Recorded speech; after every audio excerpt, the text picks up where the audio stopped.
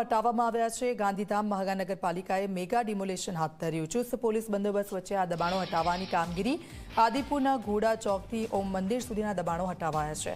અંદાજે 400 જેટલા નાના મોટા દબાણોને દૂર કરાયા છે। તો કચ્છમાં મહાનગરપાલિકાએ મેગા ડિમોલેશન હાથ ધર્યું છે। ચુસ્ત પોલીસ બંદોબસ્ત વચ્ચે આ દબાણ હટાવવાની કામગીરી થઈ રહી છે। અલગ અલગ વિસ્તારો છે કે જ્યાંથી ગેરકાયદેસર જે દબાણો છે તેને દૂર કરવામાં આવી રહ્યા છે। આદિપુરાના ઘોડા ચોકથી ઓમ મંદિર સુધીના દબાણો હટાવવાની કામગીરી કરવામાં આવી રહી છે।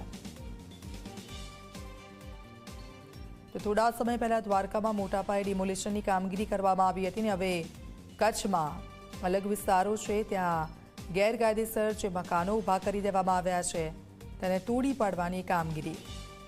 સંવાદદાતા નિધિરેશ અમારી સાથે ફોન લાઈન પર જોડાઈ ગયા છે। નિધિરેશ, કયા કયા વિસ્તારોમાં શું કામગીરી કરવામાં આવી રહી છે? આદિપુરમાં દબાણ હટાવવાની કામગીરી કરવામાં આવી છે। મહાનગરપાલિકા બન્યા બાદ લગભગ 400 જેટલા જે ગેરકાયદેસર બાંધકામ હતા એને માર્કિંગ કરવામાં આવ્યા હતા અને માર્કિંગ કર્યા બાદ આજે દબાણ હટાવવાની ઝુંબેશ હાથ ધરવામાં આવી છે। ચુસ્ત પોલીસ બંદોબસ્ત સાથે દબાણ હટાવવાની કામગીરી કરવામાં આવી રહી છે। આદિપુરના જે ઘોડા ચોક છે ત્યાંથી શરૂ કરવામાં આવી છે અને શહેરના વિવિધ વિસ્તારોમાં સમયાંતરે આ દબાણ હટાવવાની કામગીરી ચાલુ રાખવામાં આવશે।